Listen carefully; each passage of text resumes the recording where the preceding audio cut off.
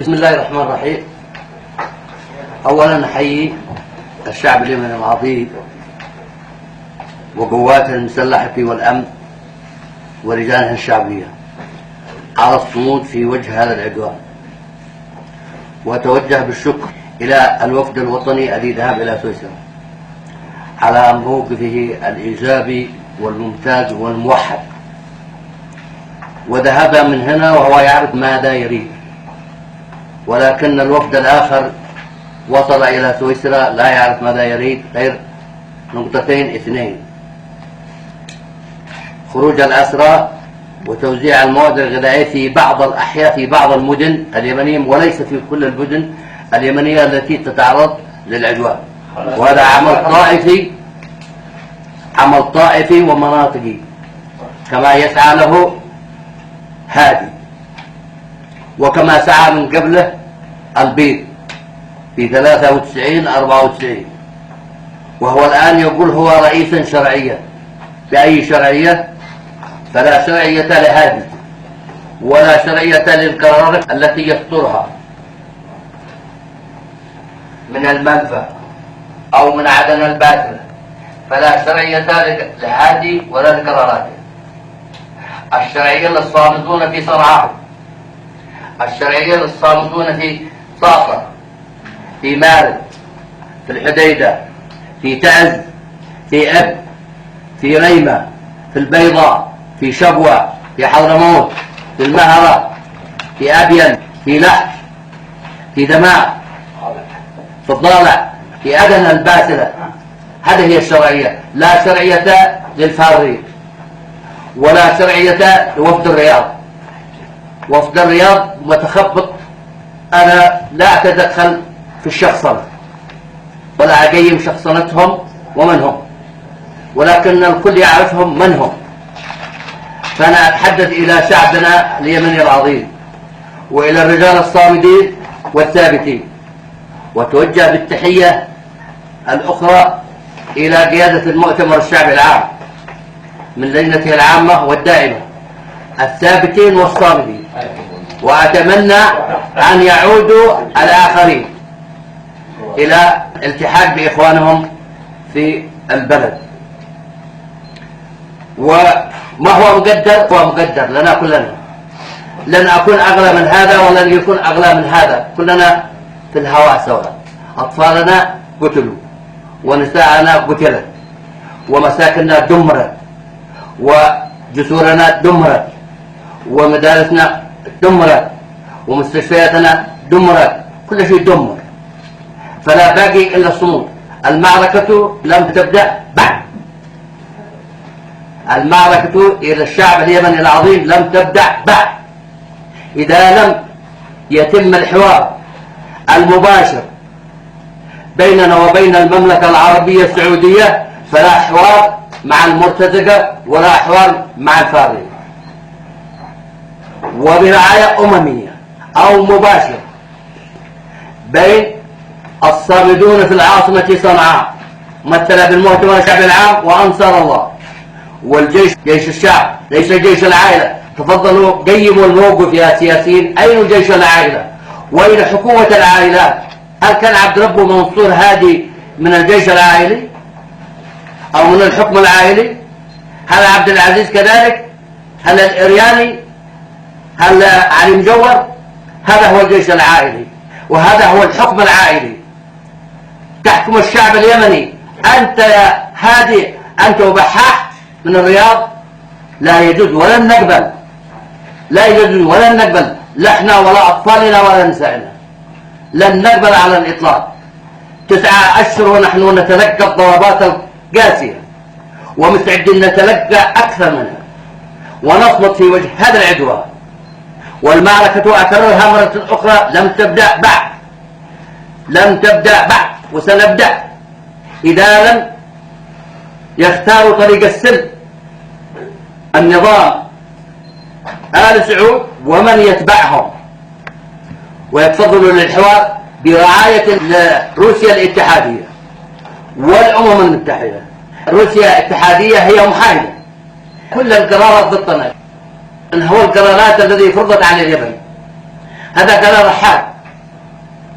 تتحدث من المعطل؟ لماذا ما يكون في وضوح من هو المعطل؟ إذا احنا معطلين فلنتحمل المسؤولية. هاتوا براهينكم، هاتوا أدلتكم إن احنا معطلين.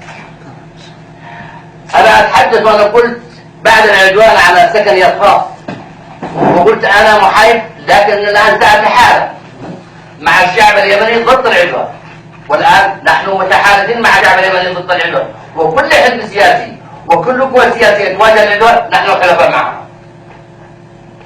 وأشكر وأتمن تثمين عالي القوى السياسية التي ثبتت وهي بجوار الطاولة وتحت الطاولة، هي ضد العدوان، لكن الذي فوق الطاولة ظهروا أنهم مش محايدين. فنحن نثمن تثمين موقفهم أن يعلوا من الأجناب ومن تحت الطاولة إلى فوق الطاولة لتحديد موقف من هذا العدوان.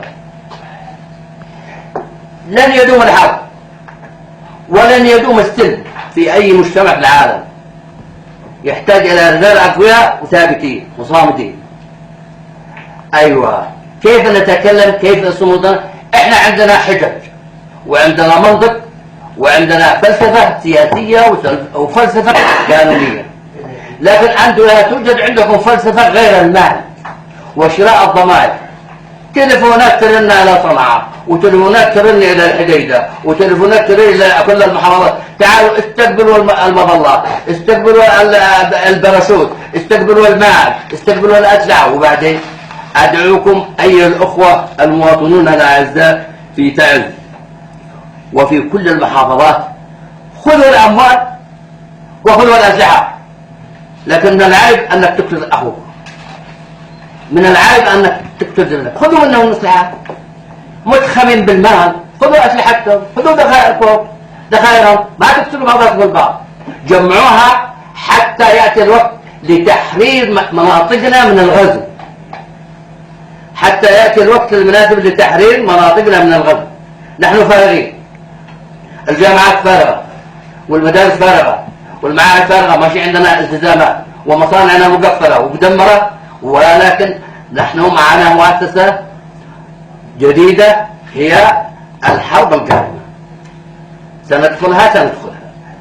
إذا لم تنصاعوا إلى السلم وتأتوا إلى الحوار المباشر، حوار مباشر وجها لوجه، وده معكم حجة علينا يا أهلا وسهلا. نحن غزوناكم، نحن حددنا أمنكم واستقراركم، حاجزونا، ادوا براهينكم، تعالوا إلى أي محكمة دولية أن احنا نهدد السلم في المنطقة أو نهدد أمن وسلم المملكة العربية السعودية. أبدا، هي مملكة جارة نسلم من أذاها، من أذاها مش أذى أشخاص، هذا مال يعبثوا بالبال ولا هم عارفين كيف يتصرفوا به. لكن من العيب ان كل واحد يقتل اخوه في البيضة، في شبوة، في مارك، في اي مكان. نحن نأسف للجرحى والقتلى الذي صاروا ضحايا في كل المحافظات، سواء من طرفنا من طرف شرعية صنعاء أو من طرف الشرعية الخارجة عن الإجماع الوطني. حوارنا الآن هو مع المملكة العربية السعودية، ونحن على استعداد للتعاون مع كل القوى السياسية في مقدمتها أنصار الله للتعاون معهم للحوار المباشر على طاولة مع المملكة العربية السعودية. تشتوا في موسكو حاضرين، تشتوا في جنيف حاضرين، تشتوا في الأمم المتحدة حاضرين، في أي مكان في العالم نحن حاضرين للحوار. دوا براهينكم وإحنا ندي براهيننا وندي حججنا. هذا ما يجب أن يكون موقفنا السياسي القادم.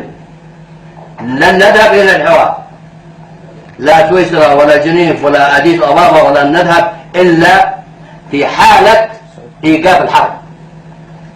إذا وقفت الحرب سنذهب للتحاور مع المملكة العربية السعودية، وليس مع وفد الهاربين والنازحين والمتسولين. أنا أحيي الصمود للشعب اليمني وأحيي وفدنا الوطني على موقفها الرائع والجيد، ونثني عليه ثناء كبير، وكان عارف ما يشتهي.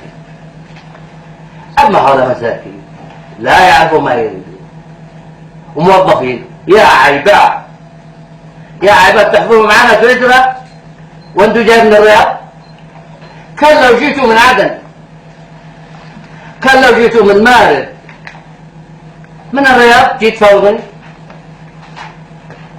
تفاوض مدينة سم ابن نوح، عيب عيب. تفاوض صنعاء.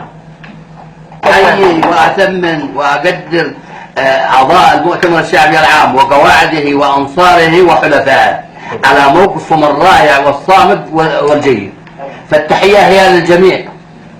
وأتمنى على الذي في الخارج العودة بالسلام، وأتمنى لهذا الاجتماع التوفيق والسداد والنجاح والتنسيق الكامل والشامل مع كل القوى السياسية ومع أنصار الله، وبالمفتوح والعلن مش تحت الطاولة. أنصار الله معانا في الميدان ونحن معاهم في الميدان. احنا لم ندخل المعركة بعد، لكن سندخلها إذا ما أنصاعوا للسلم. شكرا.